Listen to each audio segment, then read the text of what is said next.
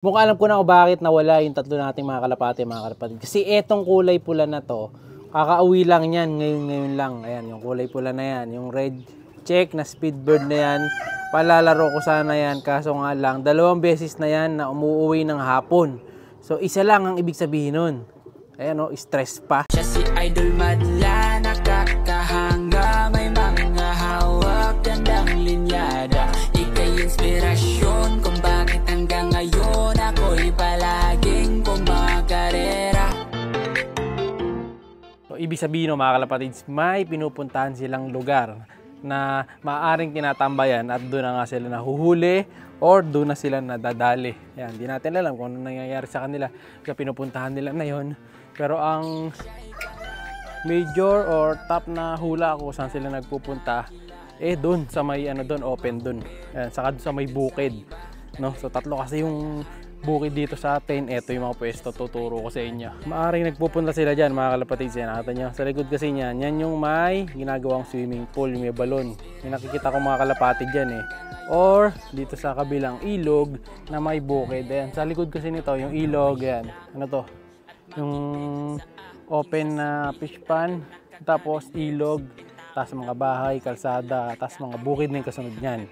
Or dun sa kabilang side, sa kabilang lupa natin, sa mga bukid din. So tatlo ang possible na pinupuntahan nila. Hindi pa lang namin tsak na masundan kung saan talaga nagpupunta.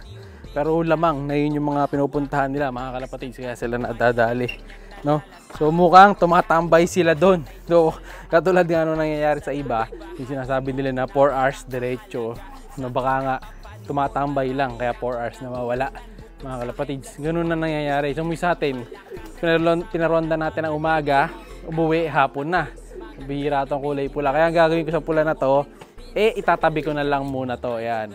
So, titingnan ko kung pwede natin patandain muna bago natin ilaban. Ito, sayang naman kasi pagka i-stock bird ko kagad. So tatabi ko lang muna, baka magamit pa natin sa ibang mga karere. Ito yung mga kasama niyan. So iniingatan natin kasi na baka isama pa niya sa mga lakad niya yung iba natin mga kalapate. Baka katulad nung itim na to, baka mamaya isama pa niya to dun sa lakad niya.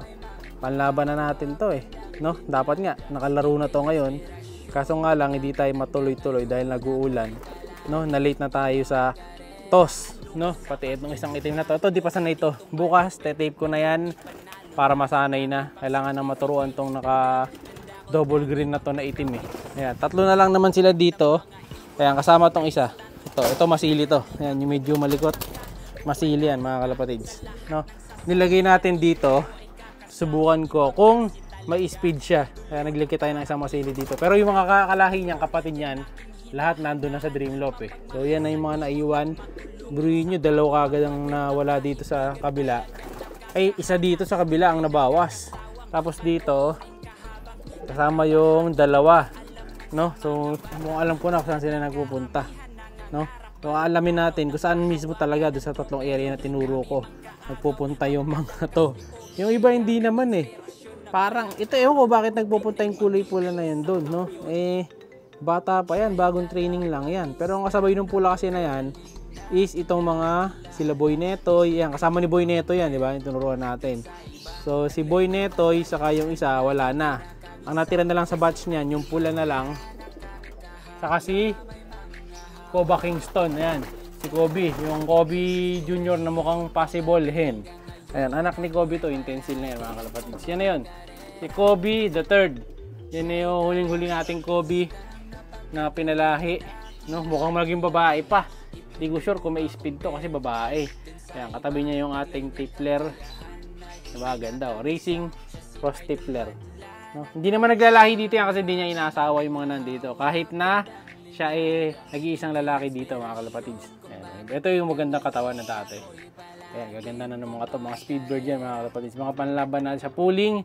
Kaso wala pa tayong karera dahil ngayon focus muna tayo kay 04 dahil last lap na niya sa darating na Sunday. Sana mag-clock. Dito, ito yung Grisel. Although nalilate umuwi ito, hindi naman nawawala ng ganong katagal. Ayan yung Tiger Grisel natin dito. Yung lahi nung Alphonse Vandenbroek.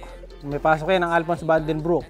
Pero ang alam ko, yung tatay niyan yung Tiger Grizzle, mga kalapati. Di ako sure kung yun talaga, no? May magkakamukha kasi tayong kalapati dito na kaya nalilito din ako eh. Si Kobe, nako naglulugon pa pala si Kobe. Paano natin malalaban to? Ayan oh. Naglugong.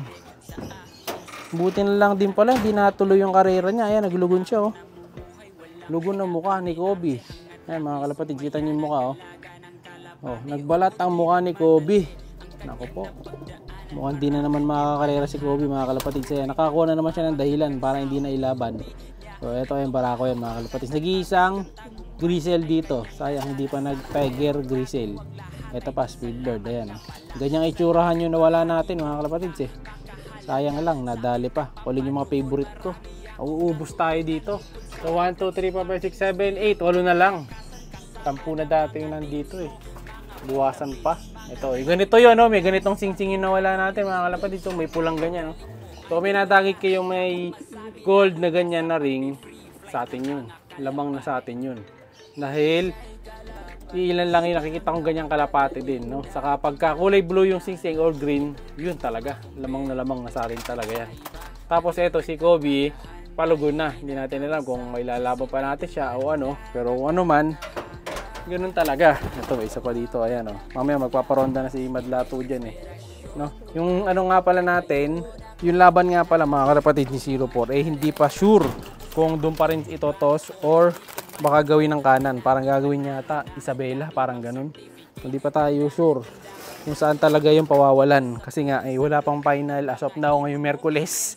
So kung magkakaroon niya ata bukas, gagawin kanan, siguro pag walang ulan. Ang problema, may paparating na bagyo.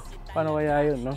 May darating na bagyo, baka di rin matuloy yung hagis bukas. So, possible, kung sakali, may chance na doon pa rin yung hagis. Kung saan hinagis ng Sunday. Kung doon ulit yung hagis, malaki yung chance is 04. No? So, bala ko nga tayaan na lahat ng entryhan. So, siguro baka abot lang yun ng kulang, baka mga 3K lang ibabayaran natin sa entryhan nun. Kung sakali, uy, tumatakbo si Goba, ayun, nahabol ni Pem. Ayan. Kasi mga kulang-kulang sigurong 3,000 yun, babayaran natin sa Friday pag sinakay natin yung isa nating ibon. Dahil nga, ano yun eh, live eh. So marami tayong pwedeng entry sa kanya. No? So ito nga pala, di pa natin natatapos. Hindi ko pa naasikaso mga kalapatid. Pero nakaporma na dito. Naka-ready na para gawin natin tong kulungan natin. Kulang na lang to ng yung tapakan, hindi pa rin nalalagay. Saka yung bubong. Pero yung bubong nito, may naisip na ako, napakadali lang. Pwedeng tanggalin, pwedeng ibalik. So, abangan nyo lang sa next videos natin. Medyo maambon na. Saka kung gusto mag-order nito sa TikTok shop natin, search nyo lang Madlalop, lalabas yung ating TikTok doon para makapabili na kayo ng ganitong trapdoor. Siya'y kalapatistang napakagaling na kinakilala.